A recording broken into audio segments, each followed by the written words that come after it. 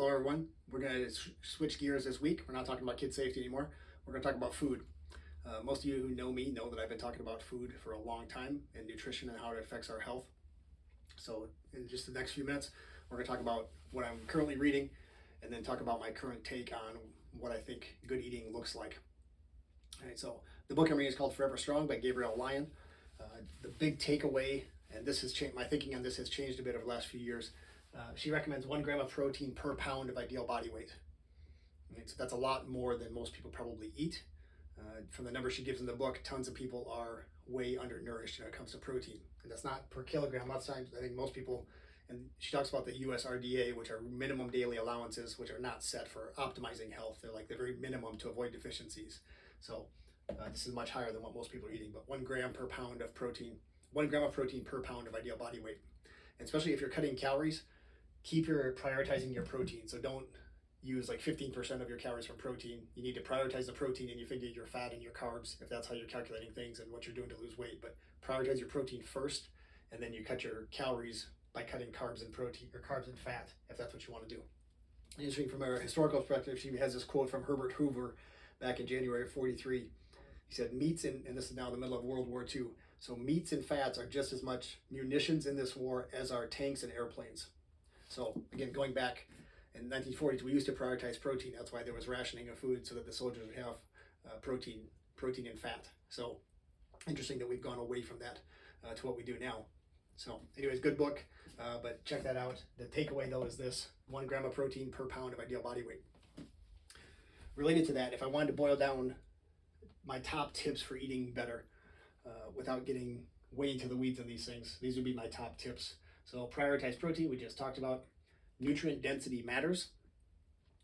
I have leaned in the last couple of years pretty heavy towards carnivore, which sounds a little crazy. And when I first heard about it a handful of years ago, I thought that sounded pretty crazy. I was convinced that vegetables and fruit are healthy and you have to have them.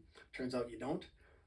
Turns out there's plenty of people that eat mostly carnivore or completely carnivore, and it's not so crazy. If you dig into, Zoe Harcum is the one that really opened my eyes to this, but if you dig into the nutrient density of fruits and vegetables, there's really not much nutrient density there. Fruits and vegetables cannot compete with animal products. So meat, dairy, eggs, cheese, stuff like that. Vegetable stuff can't compete with the nutrient density of animal products. So eat for nutrient density. Whatever you choose to eat for nutrient density.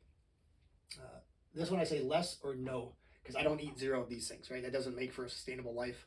So, but I say less or no sugar, ultra processed food. So that's everything in the middle of the grocery store that comes in a bag or a box and doesn't spoil is ultra processed.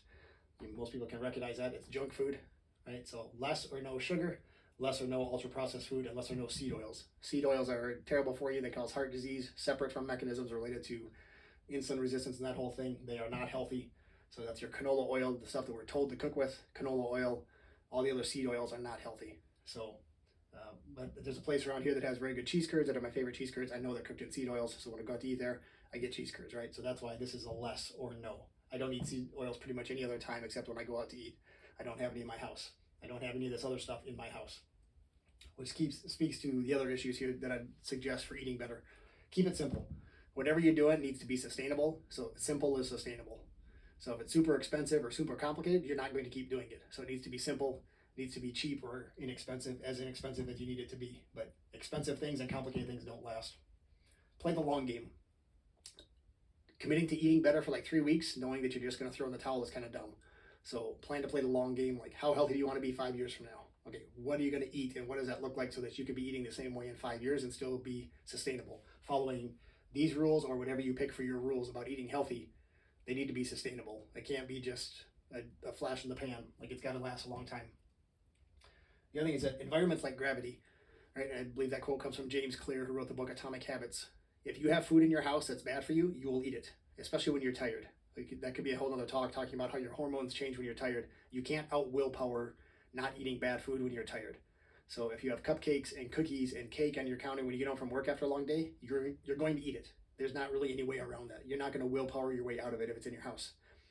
Salt and vinegar chips are one of my favorite snacks. I don't ever buy them at the grocery store. If I end up with them because I throw a party and actually buy a bag of chips or have them left over from somewhere, they won't last more than a day in my house. Right, so I have no problem not buying them at the store, but if they're in my house, I will eat them. So I make sure I don't buy them when I'm at the store.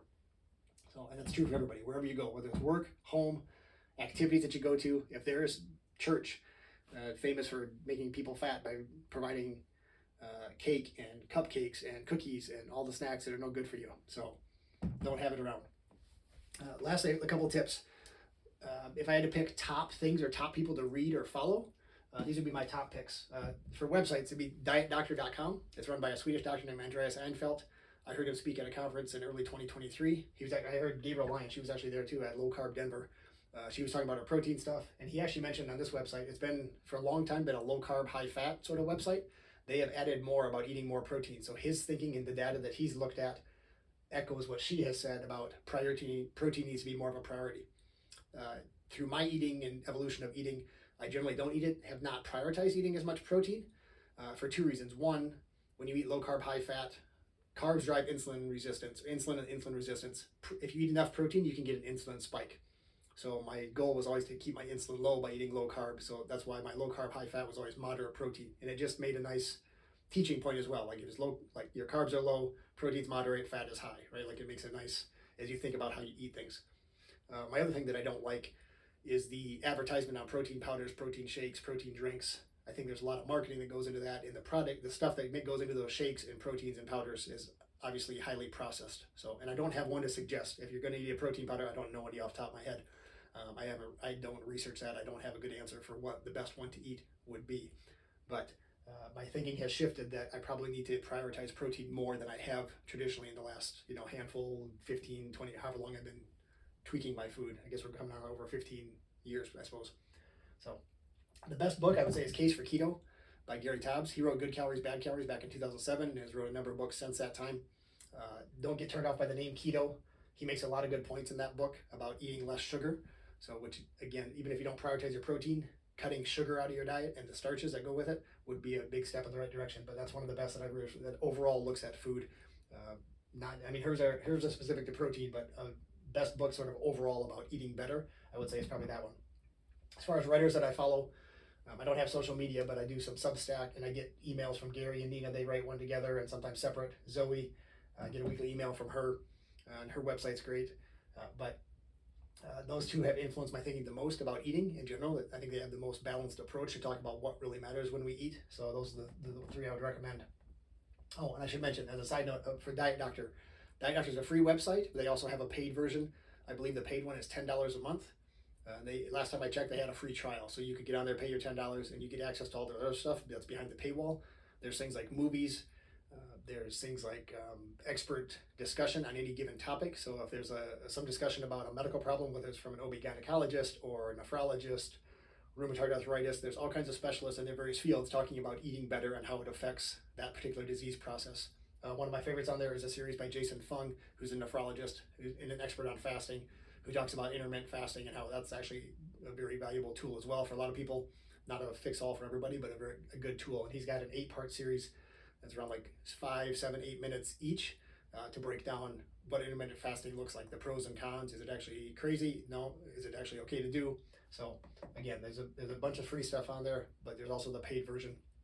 I don't have any financial ties to any of this stuff, so if you like these people or don't like them, doesn't change anything for me.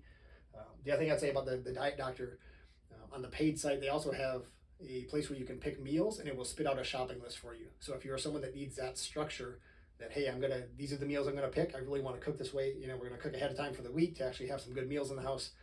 It'll spit out a shopping list for you. So it has some great stuff on their paid site for more detail and more structure if you need something like that. So anyways, that's it. That's what I got for food this week. So everyone have a good week.